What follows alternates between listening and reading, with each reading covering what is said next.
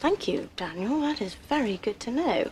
But if staying here means working within 10 yards of you, frankly, I'd rather have a job wiping Saddam Hussein's ass. Oh, you just got him. That was good. Because that was before Saddam Hussein was dead. Yeah, good job, Bridget.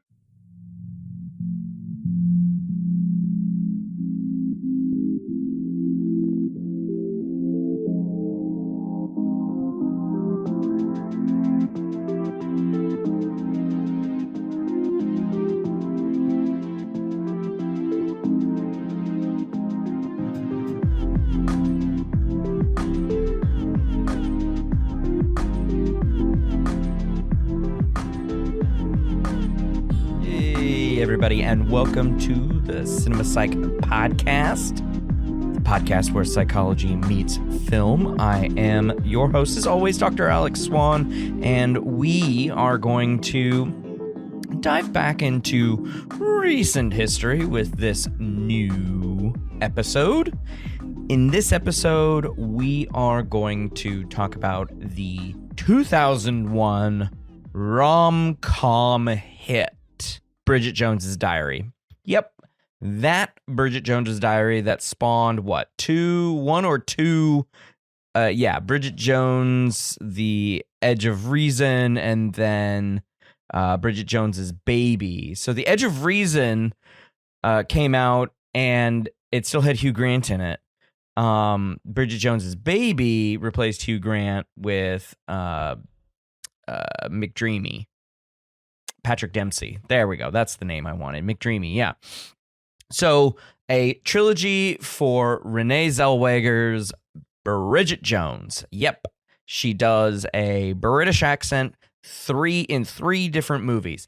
I do have to say, though, it's not that bad. It's not great. Like, it's not Colin Firth or Hugh Grant, but it's not bad. Now, the movie was directed by Sharon Maguire.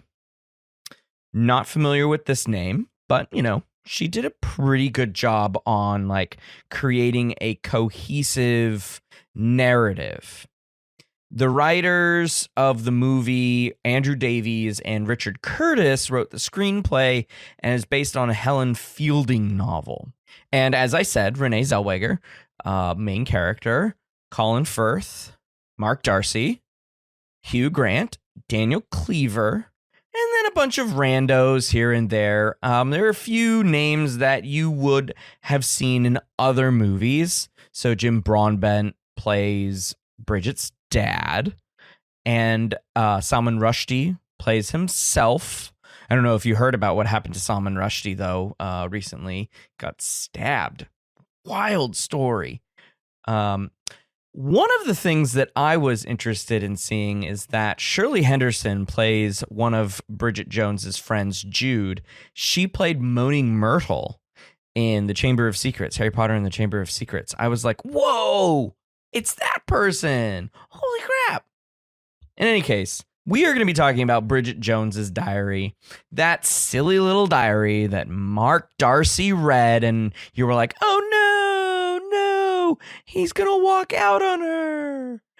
And then all he was doing was buying her a new diary. Aww. But apparently something happens which, creates the need for Bridget Jones's The Edge of Reason and then Bridget Jones's Baby. And it's like, Colin Firth, what is going on? Oh my goodness. So a brief summary before we jump in with our guest host today. Bridget Jones plays a woman, and according to one user, a quote-unquote average woman struggling with all of the demands of British society at the time in 2001. This is internet, but not like internet of like 2001. Right, or 2021, I should say. So she's running up against, and she doesn't have and has never had a really long-term boyfriend, and people are like making fun of her for that, and she ends up falling for her boss, which isn't great. We'll talk about that.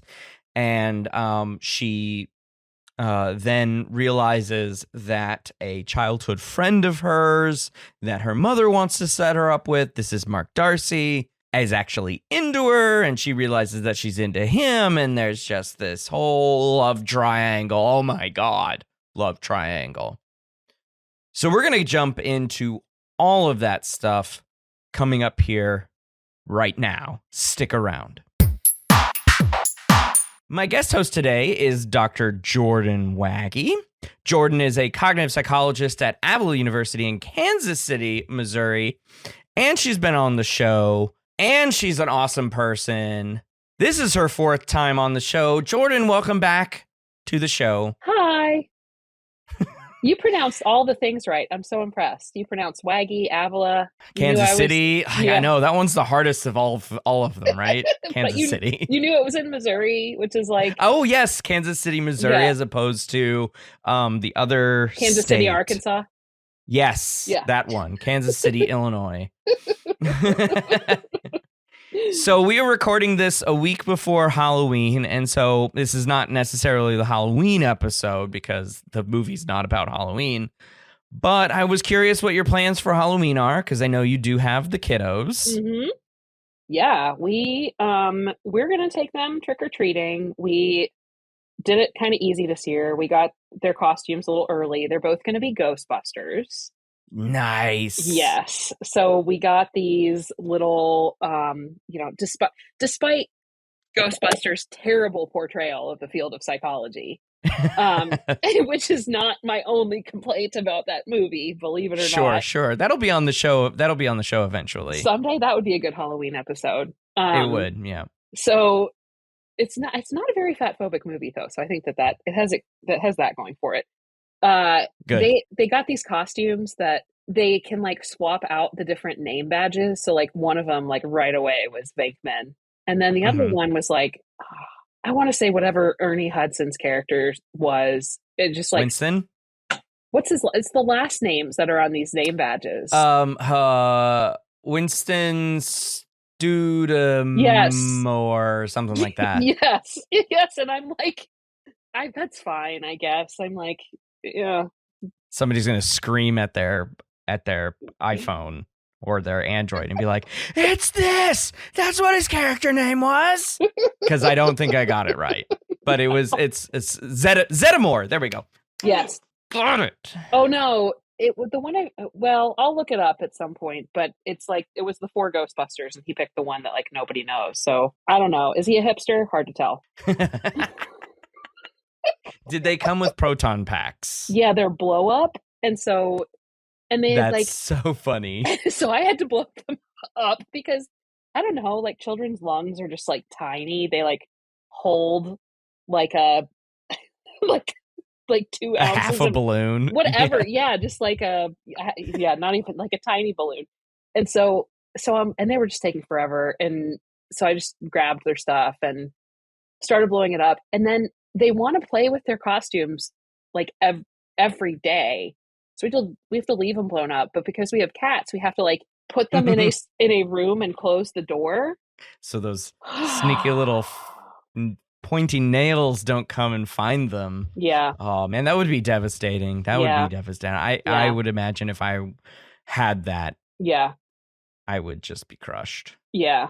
You just get that tape and slap it on there. That's what there would be a duct tape holiday here. I mean, we would fix it, but it's like I don't want to have to do any more work for Halloween. And then so we're gonna take them trick-or-treating and hit some houses around here that really do up the scary decorations and stuff, and then Rich and I are gonna check their candy for razor blades, which isn't the thing and fentanyl, because we really, I mean, if you haven't figured this out yet, like that's an excuse to just pick out the candy you like the most. Oh yeah, we don't even make an excuse. We just wait until they're in bed and then And Raid. then, yeah, I was maybe like 15 when I realized that they make like a vanilla version of Tootsie Rolls, because I had never seen them because my mom always stole them. I'm like, Did she tell you this after? I You confronted her, you confront actually. oh Yes, my I gosh. did. I was like, To be a fly on the wall. yeah, yeah.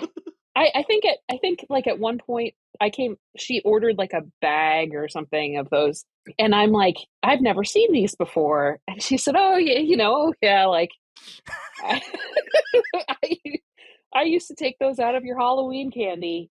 And I had one, and I'm like, this is cruel. These are really good. I can't believe you stole these from me. So I'm just trying to pay that forward a generation, really. Unforgivable. Yeah, Hmm. Yeah. it is the way of the parent. It is the way of the parent. Hmm. So Yep. speaking of candy, Yeah. let's pivot to our non-Halloween based movie. Speaking of candy, let's talk about Hugh Grant. Oh, am I right? Late 90s, early 2000s Hugh Grant. Hmm. And I must say, young Colin Firth. He Oh was yeah. doing it for me Well, too. I like yeah. that. Hmm. His little disheveled hair a little bit. Hmm. He's Hmm. not a barrister. It's because those barristers have to wear those The wigs. powdered wigs Yeah. still. Yeah. Do they That's why really? yes, they do. When they're in Oh, court, they have to wear them. Isn't it wild? that's kind of hot.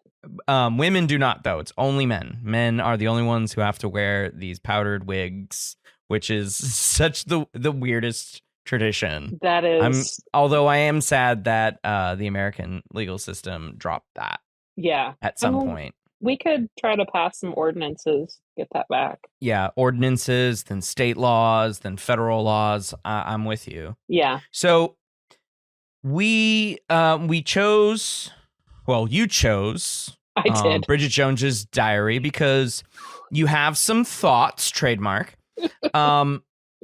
And so I wanted to get your broad thoughts on why you chose this movie first, and then we'll jump in to these specific things. And listener, this is really important to note for this movie to use as a discussion point in classes or just in just general conversation. We're going to be focusing on the problematic things that are found in this movie. So there's not a lot of redeeming quality to us 21 years later. The Bridget Jones's Diary is old enough to drink in the United States. Woo boy. Yes. Just finding these old movies is fun. It's ridiculous. From 2001. It's I know. so funny. So what were your thoughts on choosing this movie? Yeah. And I should also say that, I'm going to talk about some things that are related to eating disorders and fat phobia. And so, if that's something that you're not in a space to hear, just, sort of content warning here. Yeah, thank you. Yes. That is one of my areas of scholarly interest is the presence of weight-centered health ideals. So this idea that your weight is a good indication of your health, but beyond that, and I think a lot of this is really interesting from a cognitive perspective as well, of like, how do we categorize these things? How do we think about these things? I'm also interested in the idea that people seem to think that other people's health is their business to begin with. And really, I mean, what it's come, this is sort of a really broad introduction to the types of things I'm interested in. What it really comes down to is that weight is a proxy for class and race and for the other, Sure. Those other types of things. But I think, there's a lot of media that, is fat phobic and oh yeah, quite a bit. yeah, just everywhere. So you had asked me if I would be interested, because I have this interest. You asked me if I would be interested in talking about a movie like of my choosing, and to talk about fat phobia within that movie. And the first couple of things that came to mind were two of what I think are the most obvious ones, which are Shallow Hal, Yep. and then the movie WALL-E, which is WALL-E. it has some advantages over Shallow Hal in that it's like actually a decent movie. Yeah. And so, and but there is a lot of fat phobia in that movie. But there's a podcast called Maintenance Phase that has just Mhm. given a really good treatment of both of those in their bonus episodes that you get access to if you're a Patreon subscriber for Maintenance Phase. And so, and these are like professionals, right? They're like, they are like that's their job, is talking about fat phobia and dissecting it and popular culture and taking down wellness culture. So just randomly, Bridget Jones' Diary popped into my head of like, that is the movie. There are parts of that movie that really stand out to me Mhm. as being very fat phobic. And I also think I was interested in talking about it because I actually really enjoyed that movie. Like, I am a full on like rom-com. I love that stuff. I mean, I think I'm embarrassed. Like, watching it again, I'm like really embarrassed that I liked it so much because Yeah. woof. But yeah, that's why I picked it. Excellent. I mean, it's a great choice, actually, regardless of the sort of third pony to the two movies that you mentioned, Shallow Hal and Wally, which are great movies to discuss this fat phobia idea within. And they might make it to the show eventually in many different ways. I mean, there's a lot of things we could discuss about Wally too, and not just the fat phobia, even though it's there. Yeah. I will say that when I first saw Bridget Jones' Diary was about the same time as it came out, probably on rental, probably because my mom rented it. Because I was a teenager at this point in my life, and I was not choosing these kinds of romantic comedies to watch. But also to note on that, none of these other things that I found now regarding the fat phobia and these specific scenes that we'll talk about, but also all of the other bad stuff that's in the really problematic stuff that's in this movie. So even though it may not be the creme de la creme of the fat phobia discussion, I think it's still worth exploring 2001 United States, but also British sensibilities on many of these subjects surrounding women. Right. And it's a great. I don't have that many of these podcasts on here. I have a handful here and there. But this one sort of, you get taken back to 2001 and you're like, yeah, that's kind of how it was. Yeah. And it's like all of these things that I didn't realize at the time. I go back and rewatch them, like, God, that did not age well. And like, once you see it, you can't unsee it. So the other movies that were in contention were like any Disney movie, which, because Right. Disney movies hate fat people.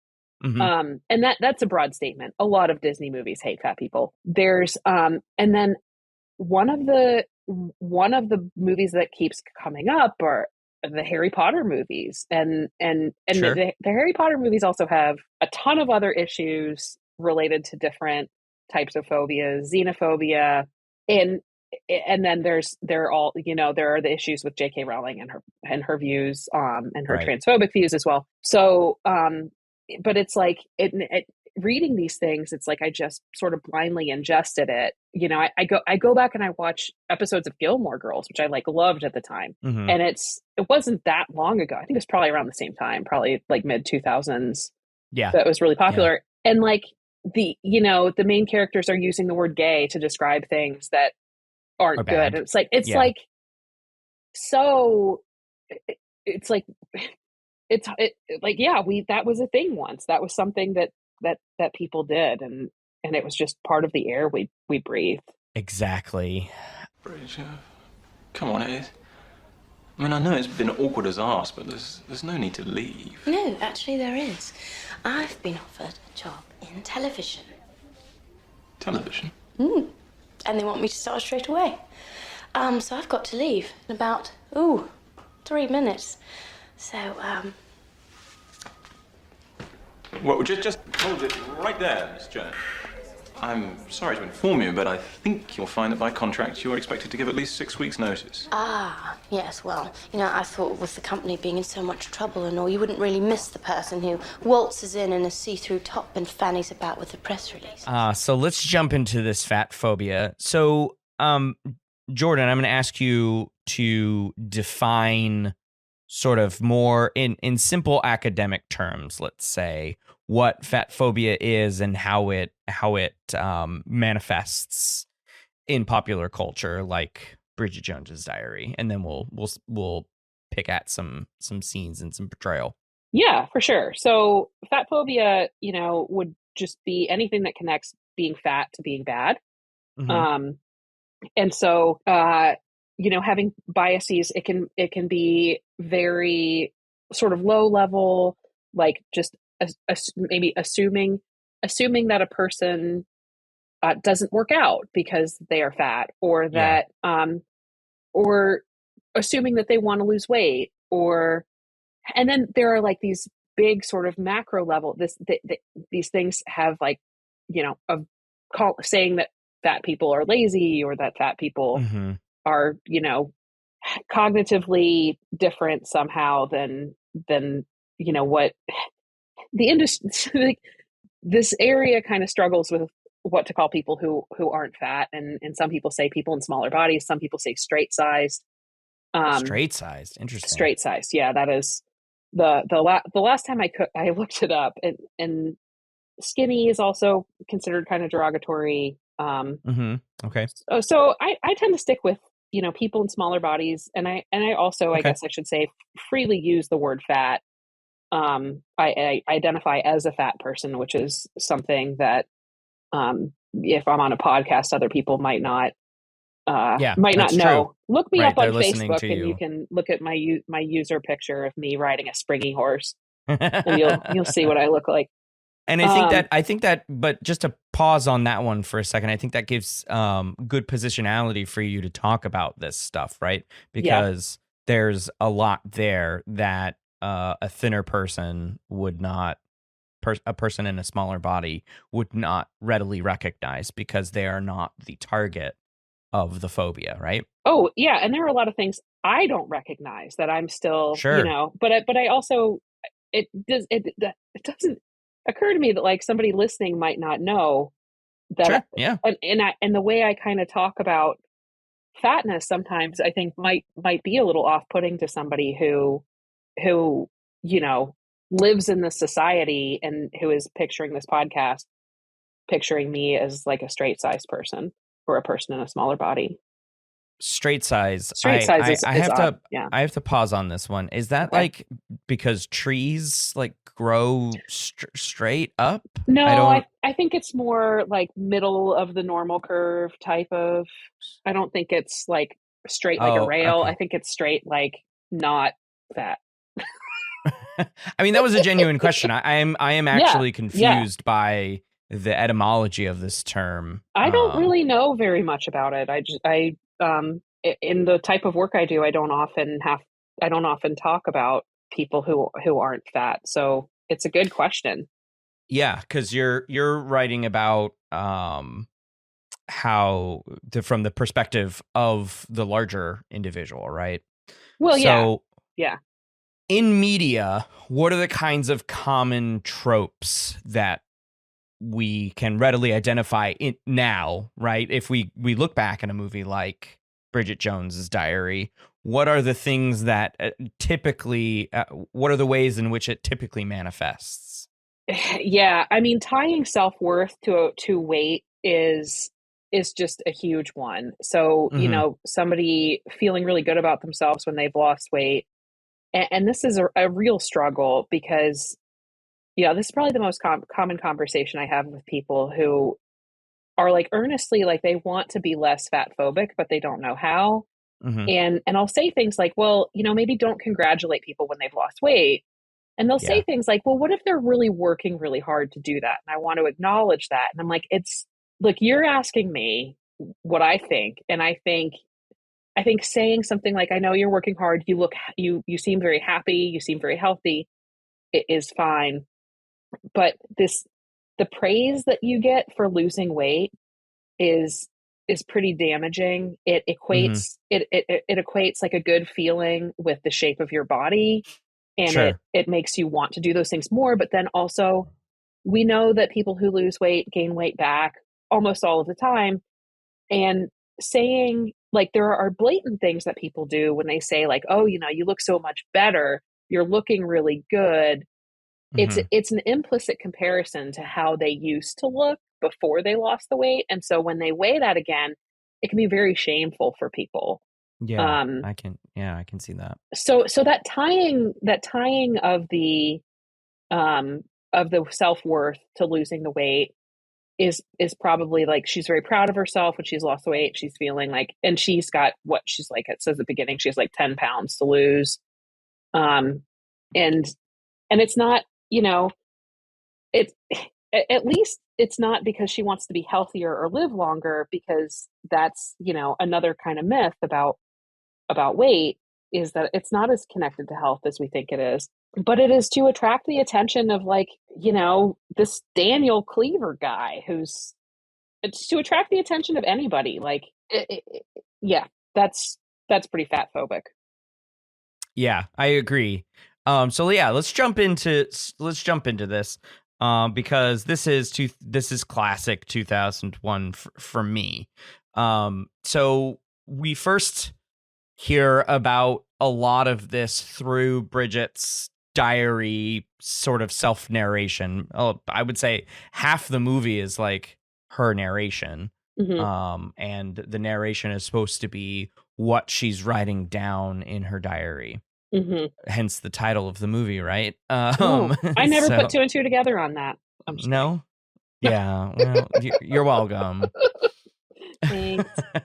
And so the first thing that I picked up on, as far as chronologically in the movie, is when she arrives at her mother's house, um, and her mother immediately makes a comment about her weight, and then at a later time when they meet, she makes another comment about not only Bridget's weight, but other people that she knows, other people that Bridget's mother knows, and just like doing a size comparison kind of thing. And Yeah. it's like really blatant how much commenting this woman does on other people's bodies, when I mean she should, stop cheating on her husband, maybe. I don't know. Yeah, their relationship as a whole. Like, first of all, who cheats on Horace Slughorn? No. So Right. so that is a giant mess. And I kind of think that affair is another throwback to Pride and Prejudice, because I think the movie was kind of has its plot loosely based on Pride and Prejudice. Yes, I think that's what the novel was going for there. Modern day Pride and Prejudice kind of But thing. that's how normal. Like, I can share so many things with. I started going to Weight Watchers meetings in 1989 when I was 9 years old. Oh boy. Yeah, that. I really started in when I was 26, Mhm. going through a divorce. You know, like, it was the mid 2000s. It was like prime diet culture time. And I Yeah. remember, like, really getting along well with people I went to Weight Watchers with. And, like, we would be out in public, and, like, we would see a fat person, and, like, this one person used to, like, nudge me, and then, sort of nod toward just somebody who was just out living their life. And, like they Mhm. just wanted me to acknowledge that, yes, there was a fat person there. And it's like, that's, yeah, just the total comfort people have in talking about other people's bodies, and specifically marginalized people. Mhm. um Right. Fat people, women, disabled, people Mhm. of color. It's like, it's the more objectified you can be, the more people think it's just their business that you can talk about their bodies that way. Like, it's just, their body is your business. Yeah, and I think you know, the reality show culture that was spawned in the the Ugh. 2000s, like The Biggest Loser. This is the podcast I'm planning. Have I told you about this? Yes, you Okay. mentioned it the other day, which is why I wanted to bring it up. Yes. And I'm planning on it's a slow burn, but I want to have a podcast where we just watch every single episode of The Biggest Loser in order, and I have different guest hosts, and we just tear it apart for how horrible it is. Yeah. I mean, it would require watching The Biggest Loser, but which I already have. But here's the point that I wanted to bring up with The Biggest Loser, it being a problematic show, quite a bit is the title of the show. We are equating through connotation, right? The fact that loser has more than one meaning. Mm-hmm. Somebody who is losing weight, right, via the show's central premise, which is a lot of exercise. And lots of other problematic things stuff. and Yes. dieting and all of that. Yeah. But with its other meaning, which is loser, being a not winner. Whereas The Biggest Loser is technically the winner of the show, but we're trying to, but the unstated double entendre of this episode is equating being a loser with being fat. Yeah, I don't even get caught on that, because it's like, well, that's got to be like the least problematic thing in the entire show. But I mean, yes, before you, I think it's something to recognize before even watching the show, of course. Yeah, for sure. Yeah. I mean, and there is that implicit, okay, so this person, all the people on the show are losers. And I mean, the joke is like, they're not wrong. Like, we know that that's true of the way fat people are treated and marginalized. And like people who are fat make less money and get fewer job offers, and parents of fat children pay less for them to contribute less to their children's college education. It's like fat people are already losers because of the way we're marginalized. So yeah, so it's not, I guess it's not funny. You laugh though. I laugh when I'm uncomfortable. I'm always uncomfortable. So you spotted one which I didn't spot. Which one? What portrayal of fatphobia did you spot? Yeah, the exercise montage is like, it is. I freaking love a good montage more than like. There are movies that I like hated the entire like.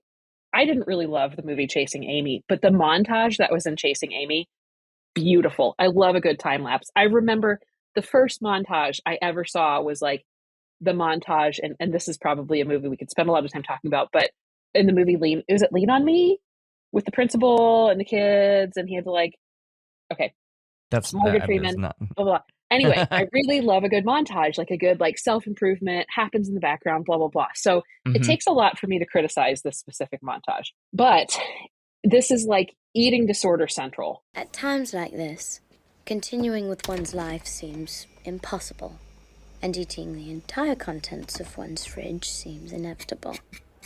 I have two choices: to give up and accept permanent state of spinsterhood and eventual eating violations, or not.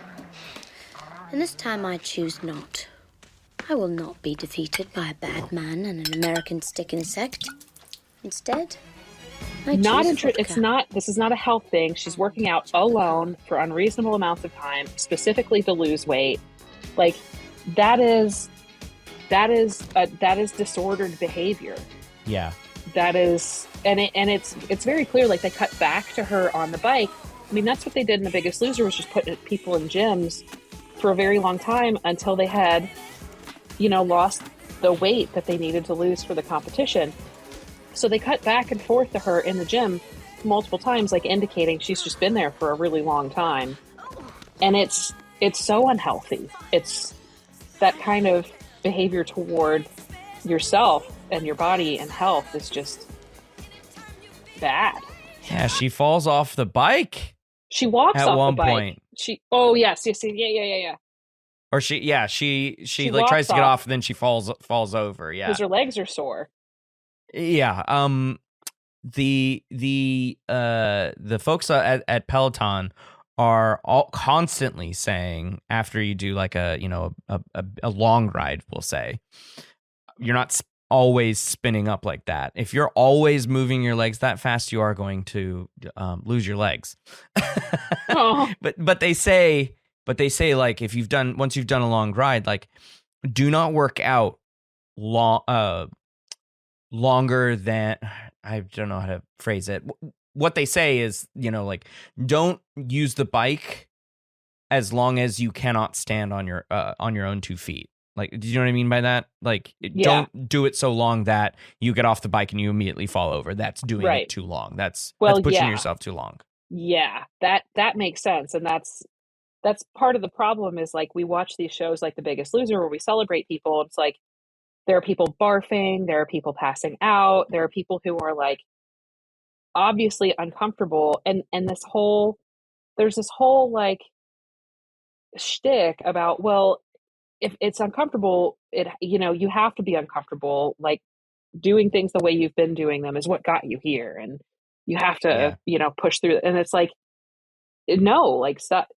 What the healthy thing to do is to listen to your damn body.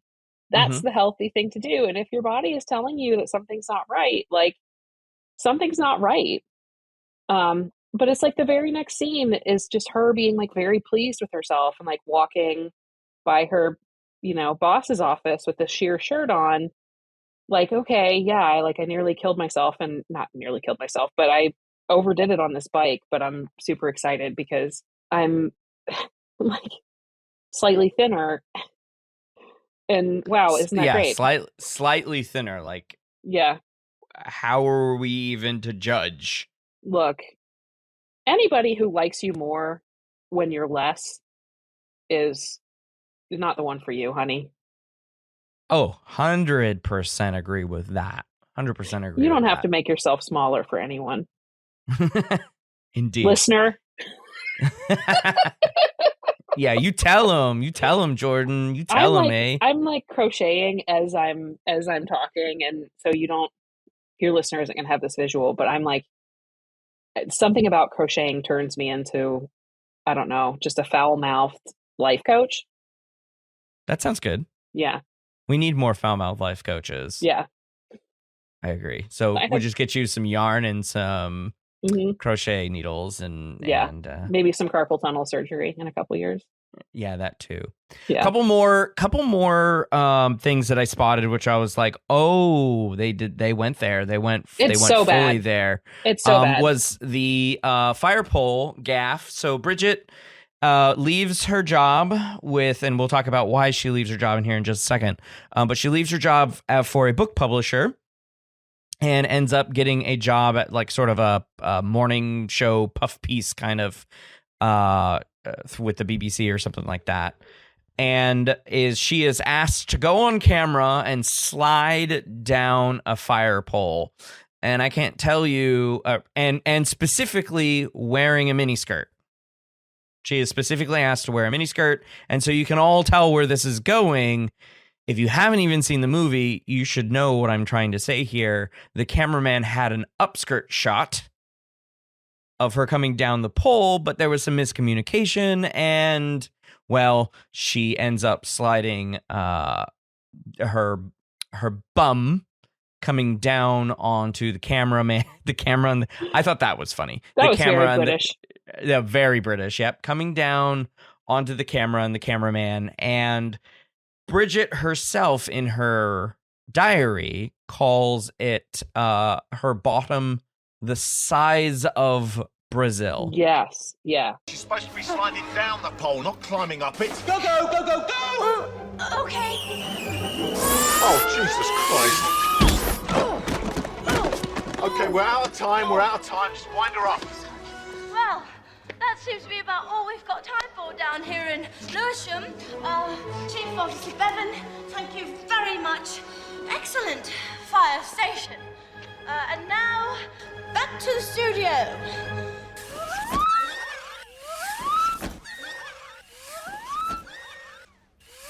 Excellent.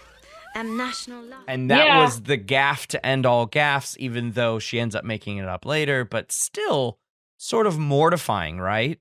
Mm-hmm.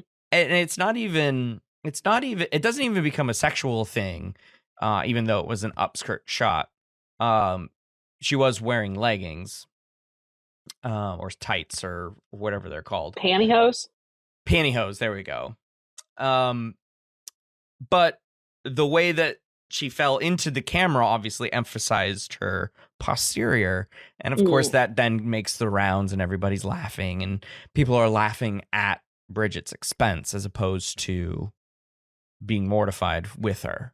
Right. And there's quite a difference there. Yes. Yeah, it really is. And it's like this, you know, look, she wouldn't be in this situation if she hadn't been, you know, sexually harassed at her first job. And Yeah. then, I mean, the interview with the people she got the job with, it's like in the interview, the guy's like, you know, I just want you to know at this job, you won't get fired for sleeping with the boss. She got hired because she Super slept with the gross. boss. Like, Yeah. so, you know, so she. So, why do you want to work in television? I've got to leave my current job because I've shagged my boss. Fair enough. Start on Monday. We'll see how we go. Oh, and incidentally, at Sit Up Britain, no one ever gets sacked for shagging the boss. That's a matter of principle. She gets to this job where she has to, like, you know, wear this mini skirt and do this very suggestive thing, and then, you know, nobody's kind of empathizing with her. Nobody empathizes with her. Not, you know, not even this like totally useless group of friends that she has that I think is yeah. I've never seen a movie work so hard against character development Yeah, right? with these three.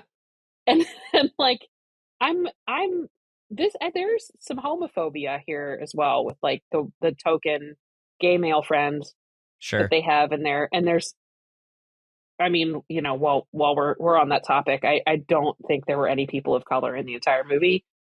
Yeah, so I think so. I think you're right. but he did some very, you know, predictable. I forget what his name was. I kept thinking about him as Gaius Baltar in Battlestar Galactica. Because that's I could only it's see like- Moaning Myrtle in one of her friends because that was Yes. the woman who played Moaning Myrtle. Yes, that was Moaning Myrtle. Yeah. So I agree. I 100% agree that these people were there for Bridget to bounce ideas off, but to also reinforce all of the negative things that society demands of women. So we'll jump into that stuff after a quick break.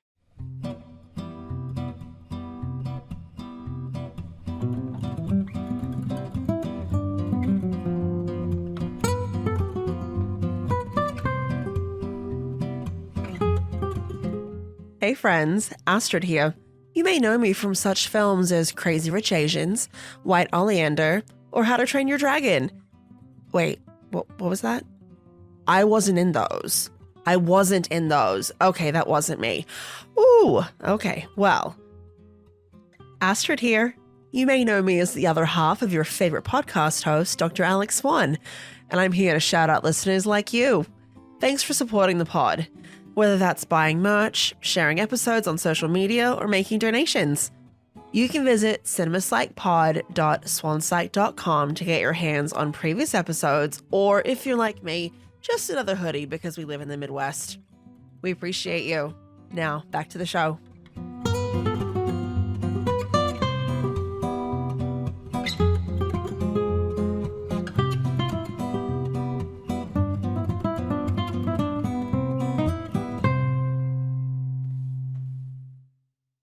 And we are back with Dr. Jordan Waggy, talking Bridget Jones's Diary. And so I wanted Jordan to jump into some of the other problematic things in this movie. which were you mentioned it before the break, which was the sexual harassment, but that's just one. That's just one of the things that I spotted, right? So there's just misogyny all throughout the movie.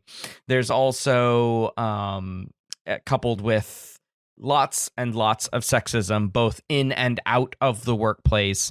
And then the sexual harassment, like the full on sexual harassment. Daniel Cleaver would have been so screwed by the Me Too movement. I mean, do you think so? Like, I feel like people I still think get so. away with that stuff. I don't know. I feel like, it would have been a whole, because he was the editor in chief. I feel like it would have been a whole like Matt Lauer thing. Yeah, I guess maybe. And maybe then only because his prey was an attractive, thin white woman, right? Sure. Would he have been, like, if he had been targeting, more marginalized people, then he would never be I found. think it's actually more that she was an employee. That's where Yeah. I'm coming from with the Me Too. Oh, totally. Yeah. The more of the, that's why I specifically mentioned Matt Lauer, because he did it with like interns and stuff at NBC. Ugh, right. So that's where I think it stems from, and her clapback at him when she quits. I'd rather wipe Saddam Hussein's ass. I forgot about that. It was so good. It's obviously a dated joke. Right. Right? Yeah. Oh, that Saddam Hussein guy, he's going to be around for a while. Yeah. 2 years later. 2 years later. They weren't worried about longevity with that movie. Did you? I don't think so. Did you not get so uncomfortable with all the smoking they were doing inside? Oh my goodness, all of the smoking. Like the first scene is like chimneys all over the place. Yeah. At that party, and I was like, Yeah. oh my god, all these people have lung cancer. No, just like smoking inside. I'm like, you can't do that. Like I'm old enough to have been on a smoking flight. Yeah. A transatlantic flight that had a smoking section, which is just the most ridiculous thing. Like, here, you sit in this portion of the tube, and you sit in this other portion of the tube, and there will not be any cross air whatsoever. Yes, and it's just so, things have changed so much. Culture has changed so much so quickly.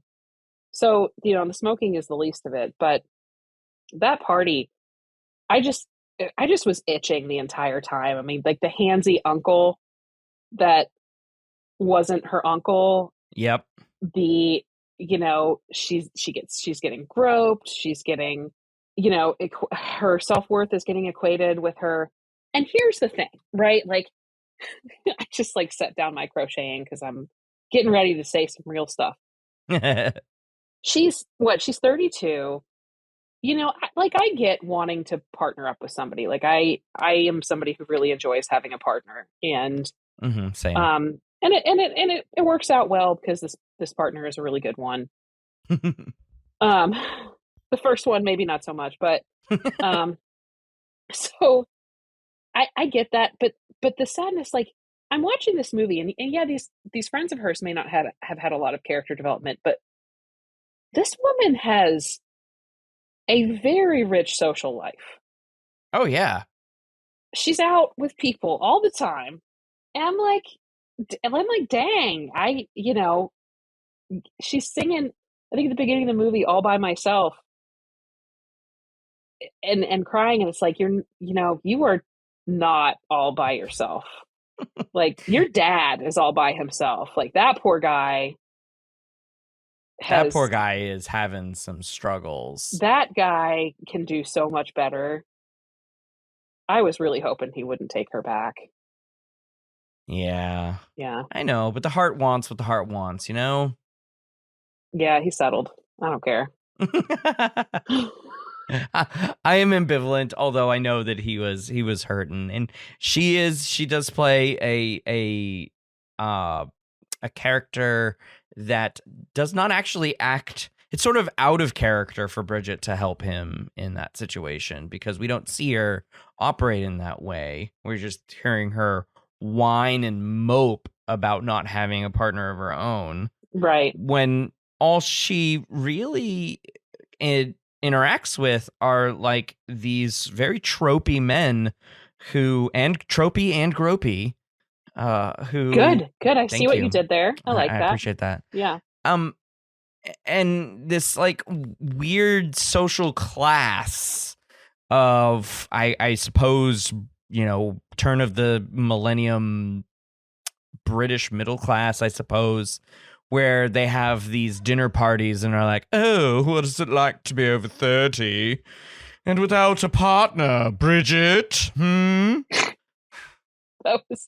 was really good, Alex. Thank you.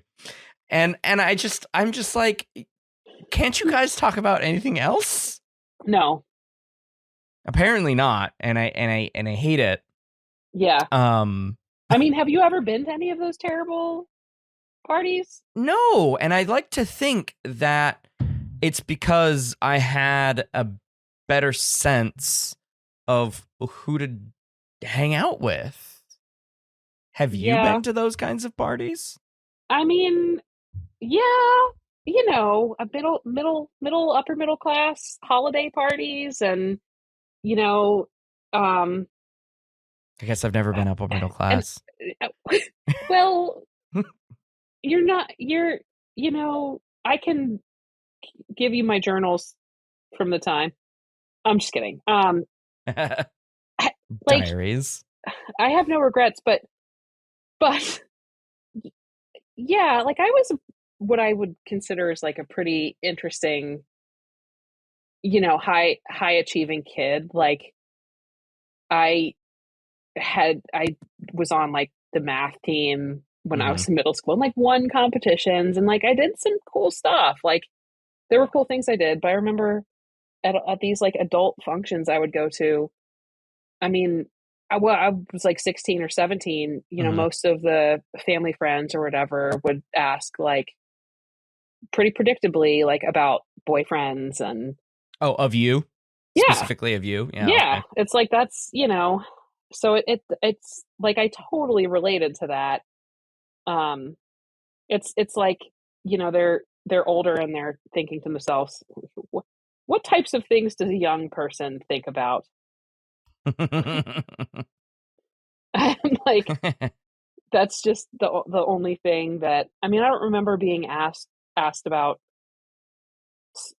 school beyond like, or what are you thinking about majoring in college, or, okay. Tell me about what your job is like, or, just people, that's the kind of small talk that people made at functions like those. It's like, I think there's a gender difference there, because I mean, I suppose my experience with those kinds of gatherings would have been with family, because my mom's side of the family is very large, and so when we had big gatherings, it would be just cousins and uncles and aunts and everything like that. I never got asked about girlfriends or that kind of thing. Yeah. Well, you're I'm a man. You're a man. Yeah, and you're allowed to have more than one thing about you. You're allowed to be multidimensional. Yes, multidimensional. Can walk and chew gum at the same time, and can much like Daniel Cleaver, have two women at the same time, and not feel bad about that, and how he ended up treating Bridget in that sense, and then trying to come back and like, I can't think about anybody but you. That was really good. Thank you. Really I'm just gonna do a British accent for the rest of the show. Oh, and was you're that a gonna British be like, accent? Wow.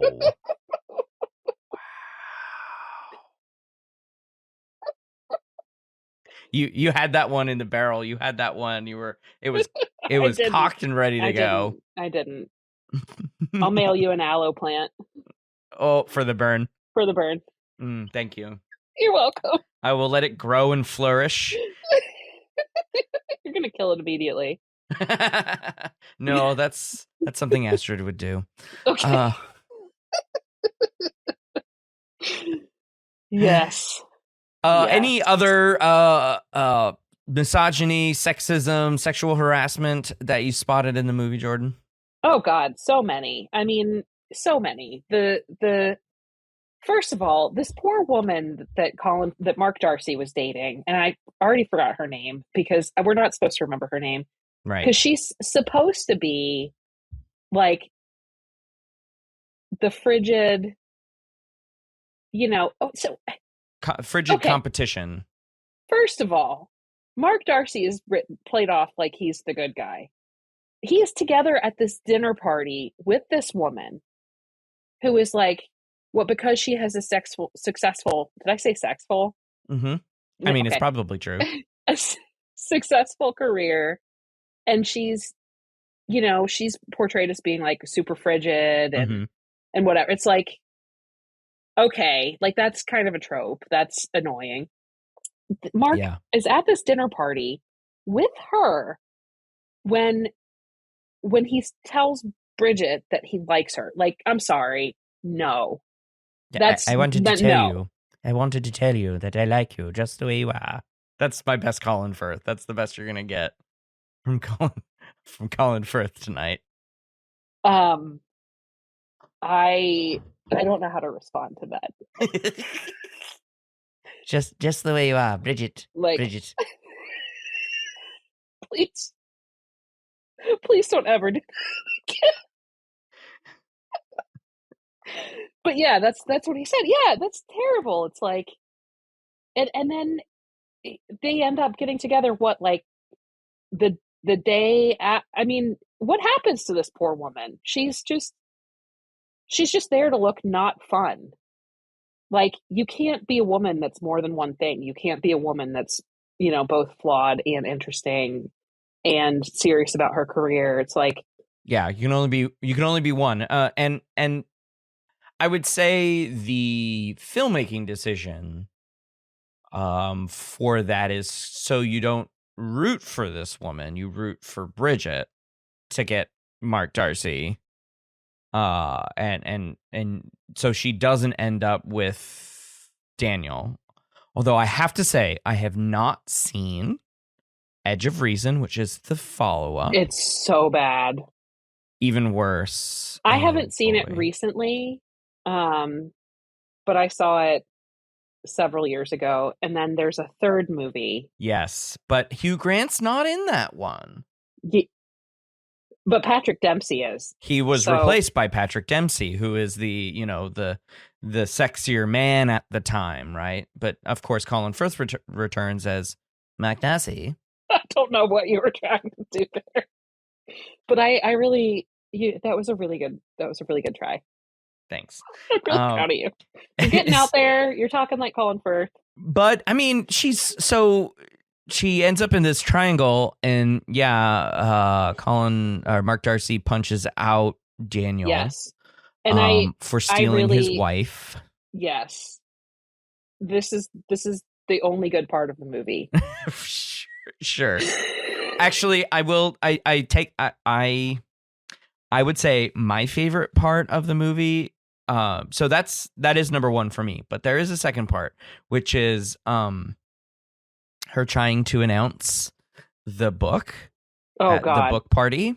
Yes. And she was set up for failure from the start. Yes. Because the freaking tagline of the book is like the best book of all time or something like that.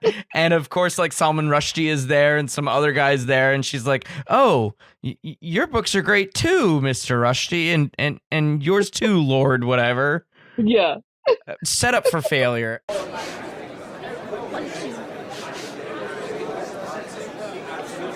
Ladies and gentlemen.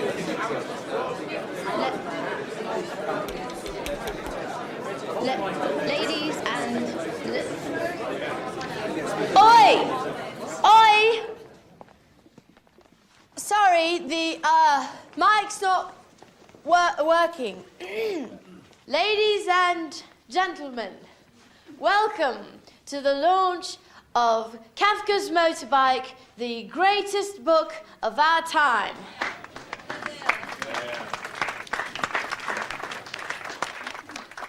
Obviously, except for your books, Mr. Rushdie, which are also very good.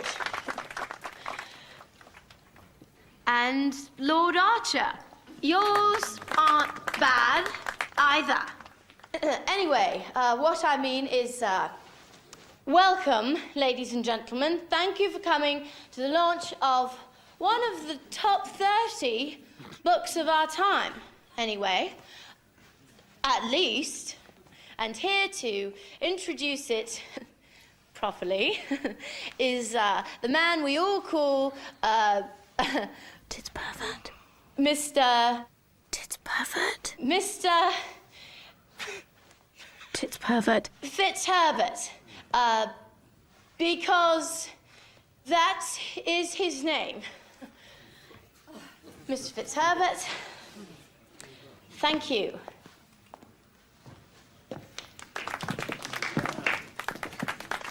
Thank you, Brenda. Just switch this on. And I gotta say that was Renee Zellweger did that. Like she has great comedy timing, and I think in this movie, but that was my favorite. That was she was phenomenal in that scene. She's great. If I saw a preview for a movie where she was going to play a paper bag, I would watch it because. And I had a lot of problems with her and the thing about Pam, not her, but like the whole fat suit thing. And man, she's great. Yeah, I do it. I enjoy her very, very much. And I think this movie and sort of this franchise, because there are 3 of them, sort of so far. Right. Pigeonholed her, sort of typecast her, because she hasn't really done much outside of this since then. And of course, she did Jerry Maguire first, right? Like that was that was pigeonholing. Bridget Jones sort of was the follow-up to the Jerry Maguire success. For sure. But that was I feel like she's been, yes. I feel like she's been like typecast since this. Multiple sexually harassing bosses. That is such a pigeonhole. Oh, I just realized that. Yeah. I really wonder how well Jerry Maguire aged, because we don't see what happened with them as sexual harassment, but wow. Yeah. Mm-hmm. You had me at goodbye. You had me at goodbye. You had me at HR. Right. When we had you that had meeting. me at this HR complaint right here. I'm going to need you to sign this.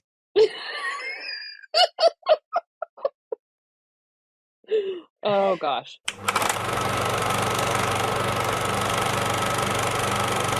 I want to thank Jordan Waggy for joining me to discuss in so much fun Bridget Jones's Diary, although the movie is problematic. 21 years. What are you going to do? Before we say goodbye, Jordan, is there anything you'd like to plug? You mentioned an NSF grant. Yeah. The project that I work on, the Collaborative Replications and Education Project, which you are so kind and let me promote every time I'm here, got a $267,000 NSF grant for 3 years to thank you, to evaluate the project and to support some of its activities and add some activities. So if you're interested in learning more about it, please go to osf.io/WFC6U. That's good old permalinks, am I right? It's like a bit.ly. Right, yeah. Well, thank you for stopping by, Jordan. It's always so much fun talking to you on the show. Thank you for having me. You bet. That's going to do it for this episode. Until the next one, thanks for listening.